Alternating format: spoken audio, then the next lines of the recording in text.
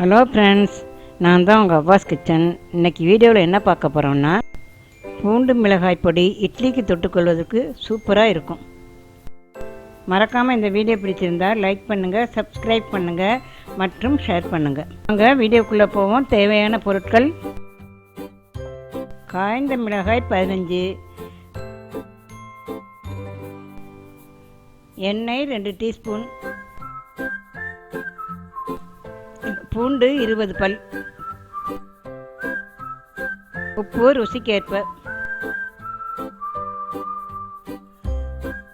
ஒரு கடாயை அடுப்பில் வைங்க. 2 ஸ்பூன் எண்ணெய் விடுங்க. மிளகாயை அதில் போட்டு வறுங்க.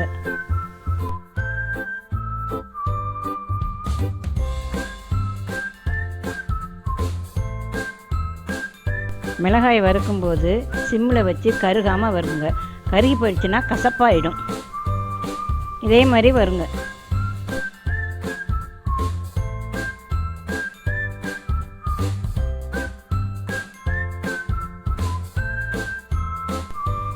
மிளகாய் நல்லா வறுப்பட்டுருச்சு. இப்போ எடுத்து ஒரு பவுலில் வச்சுக்கோங்க. பவுலில் வச்சு ஆற வைங்க. இப்போது மிளகாயும் உப்பையும் மிக்சியில் போட்டு பவுடராக எடுத்துக்கோங்க.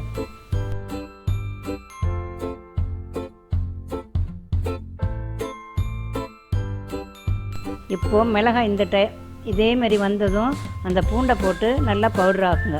பவுடர் ஆனது பிற்பாடு நல்லா காரசாரமான இட்லி பொடி ரெடி.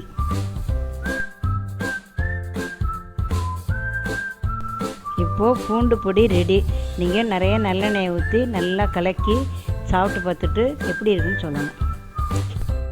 மறக்காமல் இந்த வீடியோ பிடிச்சிருந்தால் லைக் பண்ணுங்கள், சப்ஸ்கிரைப் பண்ணுங்கள் மற்றும் ஷேர் பண்ணுங்கள். நன்றி, வணக்கம்.